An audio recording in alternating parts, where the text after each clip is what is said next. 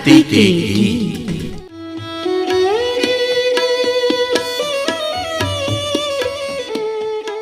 ये गीत हमारी माटी के संस्कारों की परिपाटी के, परंपरा की झलक संजोए लोकगीत हमारी माटी के।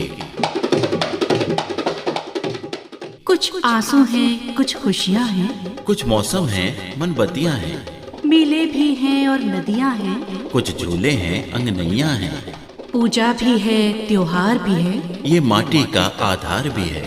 ये अपनी धरोहर गाती है, लोक रंग से धरा सजाती है, ये अपनी विरासत अनुपम है, स्वर संपदा ये सर्वोत्तम है। आओ इस पर अभिमान करें, इन गीतों का रसपान करें, लोकगीत हमारी माटी के संस्कारों की परिपाटी के, धरती के गीत। श्रोताओं नमस्कार। गीत हमारी धरती के, पहचान हमारी संस्कृति की, गौरव हमारे अतीत का, महक हमारी परंपराओं की, इन्हीं सब में तो रची बसी है हमारी अनमोल विरासत। लोक संपदा, लोक संस्कृति, लोकगीत, लोक भावना, लोक कल्याण। जन जन के स्वर हैं ये लोकगीत, जन भावना की सशक्त अभिव्यक्ति। लोक संपदा संरक्षण महापरियोजना के अंतर्गत हमने पिछले कुछ वर्षों में अपनी इस लोक संपदा को सहेजने का, संवारने का प्रयास किया। आकाशवाणी रामपुर ने संकलित किए 1100 से अधिक अमूल्य लोकगीत विभिन्न जातियों, धर्मों और जनजातियों के विभिन्न विधाओं में, और आप तय कर रहे हैं हमारे साथ लोक संपदा के संरक्षण की इस यात्रा को। हर रोज निकलते हैं हम सवेरे 9:15 पर एक सांस्कृतिक सफर पर। 15 मई 2019 से लगातार थारू जनजाति के परंपरागत लोक संस्कृति के आज आप एक बार फिर से साक्षी बन रहे हैं। तहसील खटीमा का थारूल जनजाति बहुल गांव बिरिया। हम पहुंचे इस गांव में, एक अलग ही अनुभव हुआ। अभी तक हमने देखा था कि या तो पुरुष एक साथ या फिर महिलाएं एक साथ अपना दल बनाते थे और लोकगीत गाते थे, लेकिन पहली बार बिरिया गांव में थारू जनजाति के लोगों में हमें ये देखने को मिला कि बिरिया गांव की श्रीमती बंतो देवी, श्रीमती रामकली देवी, श्री गोविंद सिंह के साथ इन लोकगीतों को गाने के लिए आगे आई। सुखद एहसास हुआ, अभिमान हुआ अपनी लोक परंपराओं पर। भारतीय संगीत की सामर्थ्य का भान हुआ और संकलित हुए थारू जनजाति के कुछ और सामाजिक लोकगीत। श्रीमती बंतो देवी, श्री गोविंद सिंह और श्रीमती रामकली देवी ने हमें बताया कि विवाह और जन्म के संस्कार के अवसर पर ये लोकगीत गाया जाता है। इसमें उल्लेख है कि जब लक्ष्मण को मेघनाथ द्वारा शक्ति बाण मारा जाता है तो हनुमान जी सुषेण वैद्य को लेकर आते हैं, उनके परामर्श पर संजीवनी पर्वत लेकर आते हैं और इस तरह से लक्ष्मण के प्राण बचाए जाते हैं। इस कथा का वर्णन इस गीत में है।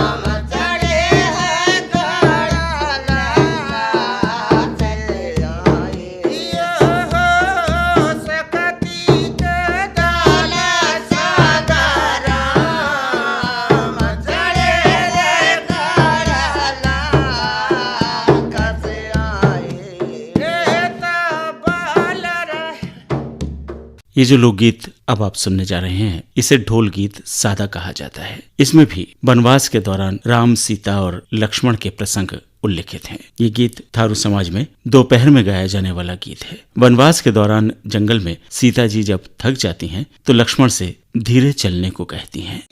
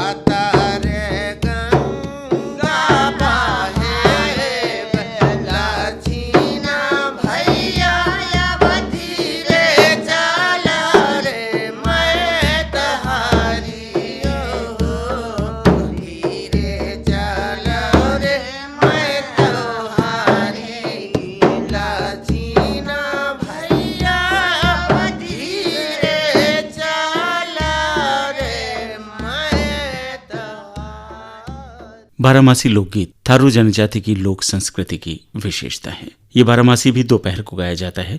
ब्रज की नारी जो कि पनिहारिन है, वो किस तरह से पानी भरती है, फुलवारी की सिंचाई करती है, इस बात का वर्णन इस ऋतु गीत में है।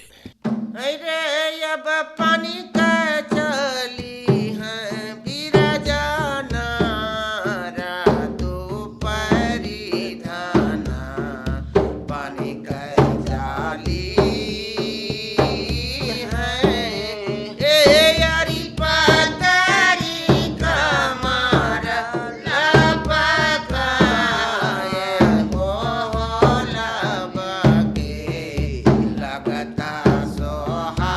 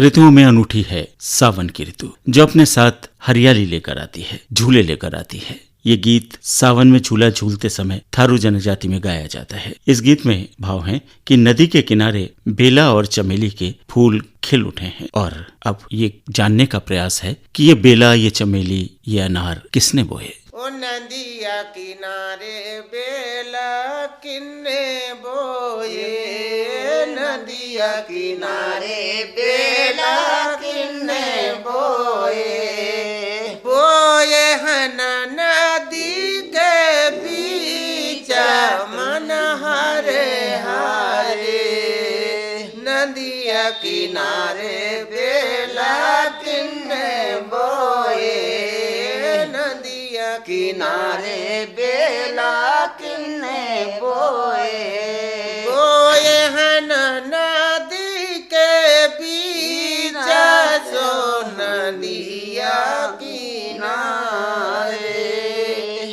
बेला भी बोए चमेला भी बोए, बेला भी बोए चमेला भी बोए, बीच बीच बोए अनार सो नदिया किनारे, नदिया किनारे बेला किन्ने बोए, नदिया किनारे बेला किन्ने बोए, बाग लगाए बगीचा लगाए, बाग लगाए बगीचा लगाए, बीच बीच लगाए हैं केला सो नदिया किनारे, नदिया किनारे बेला किन्ने बोए, नदिया किनारे बेला किन्ने बोए, बोयो है नदी के बीच सो नदिया किनारे, आम भी फूली आमलिया भी फूली, आम भी फूली आमलिया भी फूली, बीच बीच फूले जी मारिया सो नदिया किनारे, नदिया किनारे बेला किन्ने बोयो, नदिया किनारे बेला किन्ने बोयो, बोयो है नदी के बीच सो नदिया किनारे। थारू जनजाति का ये लोकगीत भी सावन गीत की श्रेणी में आता है। इस ऋतु गीत में कान्हा और राधिका के झूला झूलने के संबंध में वर्णन किया गया है कि आम की डाल पर झूला पड़ गया है, नवल राधिका आओ झूला झूला जाओ।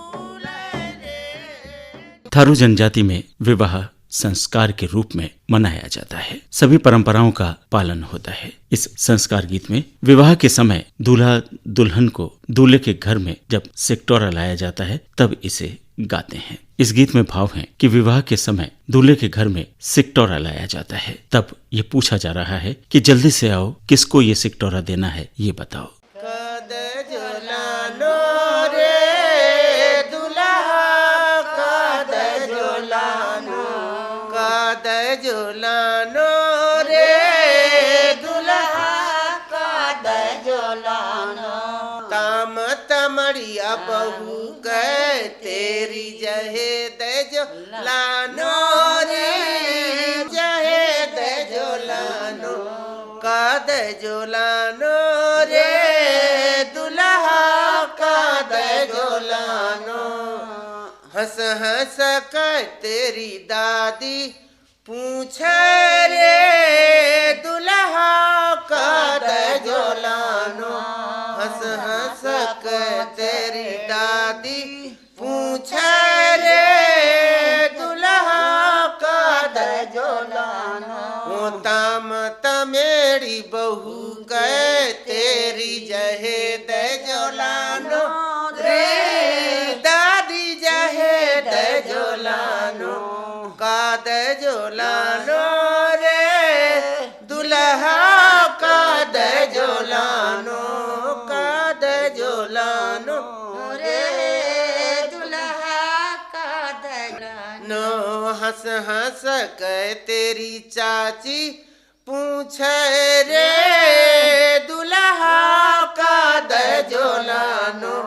हंस हंस कर तेरी चाची पूछे रे दुल्हा, कद झुलानो। हाथी घोड़ा बहू गए तेरी जहे दे झुलानो रे, चाची जहे दे झुलानो, कद झुलानो रे दुल्हा, कद। जिस तरह से संस्कार गीत थारू जनजाति की विशेषता है, उसी तरह से इन्होंने त्योहारों के अवसर पर भी गाए जाने वाले लोकगीतों को सहेजा है। ये गीत होली के समय गाया जाता है। इस गीत में कृष्ण और गोपियों की हंसी ठिठोली वर्णित है। गोपियां कृष्ण से ये आग्रह कर रही हैं कि उनकी गगरी बहुत भारी है, कान्हा इस गगरी को सिर पर रखवा दो। गगरिया हम जय हैं डगरिया रे, चाय दे गगरिया हम जय हैं डगरिया रे। अरे कहाँ की तुम ग्वालनी हो, कहाँ की तुम ग्वालनी हो, जय हो कौन नगरिया रे, चाय दे गगरिया हम जय हैं डगरिया रे, चाय दे गगरिया हम जय गगरिया रे, चाय दे गगरिया हम जय हैं डगरिया, चाय दे। अरे मथुरा की हम ग्वालनी है, मथुरा की हम ग्वालनी है, जय है गोकुल नगरिया रे, चाय दे डगरिया हम जय हैं डगरिया रे, चाय दे गगरिया हम जय हैं डगरिया। अरे चाय दे गगरी हम जय हैं डगरिया।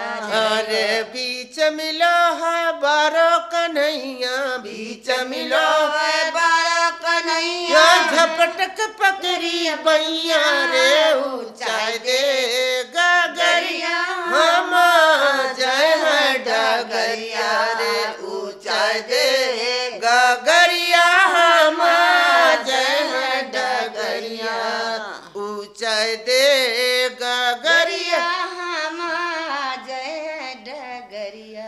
ए अरे उलट पुलट घूंघट मुख चूमे, उलट पुलट घूंघट मुख चूमे, कस की मेरी कमरिया रे, चाय दे गगरिया हम जय हैं डगरिया रे, चाय दे गगरिया हम जय हैं डगरिया।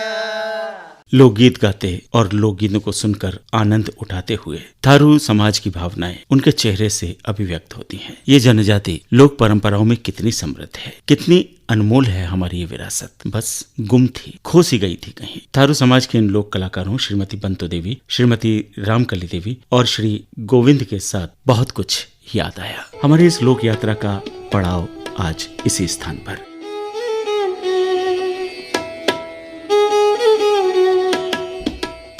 इन्हीं लोक कलाकारों के बीच कल यहीं से पुनः आरंभ करेंगे यात्रा का अगला चरण। असीम आपके साथ रहेगा। आज आज्ञा दीजिए, नमस्कार।